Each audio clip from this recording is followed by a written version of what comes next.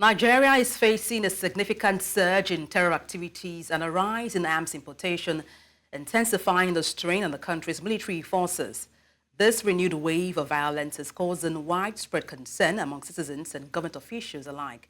Security analysts report that the importation of sophisticated weapons is fueling the activities of terrorist groups, making it more challenging for the military to counter these threats effectively. The return of suicide bombings has raised alarm, prompting calls for creative strategies to address this new phase of insecurity. In response to the escalating violence, the government says it is intensifying efforts to strengthen border security and curb the illegal importation of arms. People affected in these areas have been urged to remain vigilant and report any suspicious activities to the authorities. And to unpack this, I am joined by a security analyst, Salahuddin Hashimo. Good afternoon. Glad to have you join me. Good afternoon, and thank you very much for having me.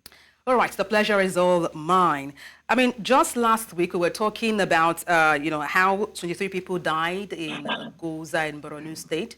And also we had a report from Zamfara of a reverend father, who was kidnapped, although now we hear he's been released. And now we're having different incidents of, two journalists kidnapped in Kaduna State. Why are we having such a rise in insecurity? All right. I think it would be nice to begin by saying that security is interactive. And what we have seen as a resurgence is perhaps also a function of some of the relapse in the socioeconomic community that is also putting pressure on the entire security architecture.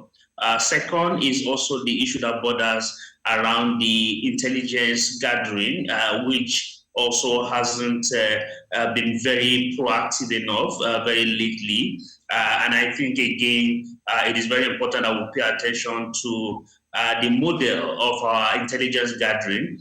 And you know that intelligence actually has three categories. But the most important one is the actionable intelligence, which also allows track one institutions to also function in a way that is also very precise, and again do things in a manner that also safeguards lives and property. And about the third one is also the economy and also the complacency and the complicity, the complicity of security stakeholders with some of these terrorist organizations. And it is also not news lately that we have seen some level of complicity news that is also emerging about how security actors have also provided either safe passage or provided them with some tip-off or sometimes offer them some shield. Just to come in there. It is because if I may, apologies for butting in. You said something quite interesting. You talked about the lack of intelligence gathering of our security officers and also complicity of those at the helms of security, managing our security outfit. Some other persons have said this can be attributed to poverty. How true or false is that? Oh, yes. It is actually very clear that, like I mentioned earlier, security is interactive. The more deeper we find the socioeconomic component running low, short of metrics, they rise the level of insecurity that we find. And again, the National Bureau of Statistics indicators and indices lately has suggested very clearly that we are not doing too well. There's a lot of economic pressure, and that particular pressure in itself, unfortunately, is undermining the kinds of progress, which therefore means that two things are happening. One, we are experiencing recidivism, which is a case of those who are either repentant, going back to criminality, particularly repentant Boko Harams and insurgents. And we have seen cases of those who just came out from the rehabilitation program, who were also either went back into the forest or laid siege for some sort of economic survival. The second one is the issue that borders around recruitment. Recruitment into terrorist organization has also been on the rise. And this is because there is also a challenge with the economy. And this is where the tragedy of the conversation also comes in.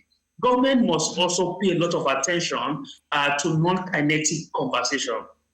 And the non-kinetic conversation deals with the economic factors. But again, because it is enduring and it is long-term, governments are not always very patient, or they find it as a less valuable venture to follow through, and they just put boots on the ground and think rolling out tanks and kinetic components is the only way out. And unfortunately, put all of these things together, it hasn't worked for us, and we must revisit and find some re-evaluation Mr. of the kind of approach we have. Just to follow up on what you touched on, you talked about non-kinetic measures to, curb crime and criminality in Nigeria. Just to follow that, train of thought, talking about indoctrination, which people believe, certain people believe, could also be a factor to the rise in insecurity and kidnappings in Nigeria. People being brainwashed to commit crimes, indoctrinated to partake in crimes and criminality. Would you say, or do you believe education could be the silver bullet in ending such crimes? Yeah, I mean, education kills terrorism, but again, education also comes in different formats, and it comes in different components. But I can guarantee you that it is just a function of criminality that we have out there. There are a lot of people who never had access to education, but they have also redefined their lives, and are making meaningful ventures out of it. By virtue of what I do, I have had the opportunity to interact with some people within the Safe Corridor program, and I know too well that a number of them cannot even recite just a particular stanza or a verse in the Quran. So it tells you it is not about religion, it is not about the issue of indoctrination, it is just sheer criminality. And of course, until we look at it from that point of view and approach it from that direction, find some kind of infrastructure that will help us to contain, prevent, and deter recurrence, and I think we may not be able to make significant progress. But most importantly, is the fact that we must, yes, educate, but again, if we educate, it has to be contextualized to what particularly resonates with some people. If you take, for instance, somebody in the Northeast or the Upper North, and you're going to give the person an Islamic teaching, it does not make the person an illiterate because he cannot converse or read in English, or does not have Western education. So education in itself is relative. But what matters most, or what is universal, is criminality. And what we see happening now, clearly, is an act of terror, an act of criminality, and must be condemned by all sorts of individuals. But again, it is about how we contain that ideology of allowing people to get recruited. If issues of justice are not addressed, it is very easy to recruit people because what people give you as an alternative is say, look, if the state cannot come to your rescue, then they can offer you a pathway to get justice. And that is exactly what we see playing out in different quarters. And that's a fine place to wrap up. Thank you so much for your insight on the news. Salahuddin Hashimu, security expert, many thanks for your insight once again.